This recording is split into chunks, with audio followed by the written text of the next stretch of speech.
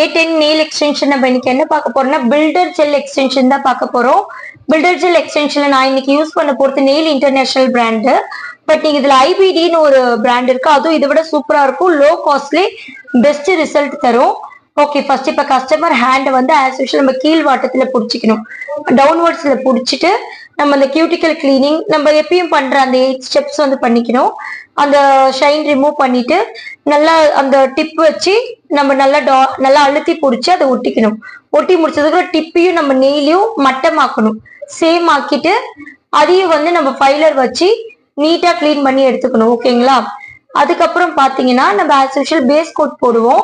Base code போட்டு முடிச்சதுக்கு அப்புறம் நம்ம வந்து பில்டர் ஜெல் இப்ப யூஸ் பண்ண போறோம்.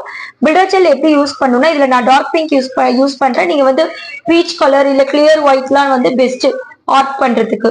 ஃபர்ஸ்ட் வந்து பிரஷ் வச்சு கொஞ்சம் பில்டர் ஜெல் எடுத்து நம்ம லைட் கோட்டிங் ஃபர்ஸ்ட் கொடுத்துக்கணும்.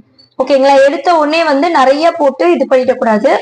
நம்ம நெயில் பாலிஷ் போடுற மாதிரி கீழ் டவுன்வர்ட்ஸ்ல வச்சு ஃபெதர் டச் மாதிரி பண்ணி நம்ம பண்ணிட்டு அதை வந்து 60 செகண்ட்ஸ் கியூர் பண்ணும். பில்டர் ஜெல் வந்து யூவி லேம்ப்ல 60 செகண்ட் கியூர் பண்ணணும். பண்ணி முடிச்சதுக்கு அப்புறம் செகண்ட் டைம் தான் இப்ப நான் பல்ஜா வைக்கிறேன் பாருங்க. அந்த மாதிரி நிறைய பல்ஜா வச்சு ஃபெதர் டச் பண்ணி கியூட்டிக்கல் சைடு வந்து புஷ் பண்ணணும். ஓகேங்களா? இது வாட்டரியா இருக்கவே இது சீக்கிரமா புஷ் ஆயிடும். நம்ம அந்த பாலிஜெல் மாதிரி ஸ்லிப் சொல்யூஷன்லாம் தொட்டு பண்ண வேண்டாம். ஓகேங்களா?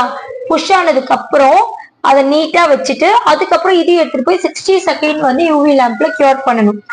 ஓகேங்களா? கியூர் பண்ணி முடிச்சதுக்கு அப்புறம் இதுல சில இடத்துல பல்ஜஸ் இருக்கா அந்த மாதிரி நீங்க வந்து நோட் பண்ற மாதிரி இருக்கும். ஓகேங்களா? ஏன்னா பல்ஜஸ் இருந்ததுன்னா அதை வந்து நீங்க வந்து அந்த மிஷின் வச்சு ஃபுல்லா நீட்டா இது பண்ணிட்டு அதே மாதிரி மேல வந்து லைட்டா பிசு பிசுப்பு இருக்கும் இந்த பில்டர் ஜெல்ல. ஸோ அதையும் வந்து அசிட்டோன் போட்டு கிளீன் பண்ணிக்கோங்க. கை வச்சீங்கன்னா உங்களோட ஃபிங்கர் பிரிண்ட் வந்து அதுல படிஞ்சிடும். ஓகேங்களா? அதுல கை வைக்காம அசிட்டோன் போட்டு தொடச்சிட்டு அதுக்கப்புறம் இதையும் வந்து சேம் ஆக்கிட்டு பேஸ் கோட் அதுக்கப்புறம் பாத்தீங்கன்னா ஜெல் பாலிஷ் என்ன ஆர்ட் கேட்கறாங்களோ அதை பண்ணிட்டு டாப் கோட் போட்டு கம்ப்ளீட் பண்ணிக்கலாம். இந்த பில்டர் ஜெல் வந்து உங்களுக்கு ரொம்ப யூஸ்ஃபுல்லா இருந்திருக்கும்னு நினைக்கிறேன். நான் எனக்கு போட்டிருக்க வீடியோ உங்களுக்கு பிடிச்சிருந்தா லைக் பண்ணிக்கோங்க, ஷேர் பண்ணிக்கோங்க, சப்ஸ்கிரைப் பண்ணிக்கோங்க. பாய்.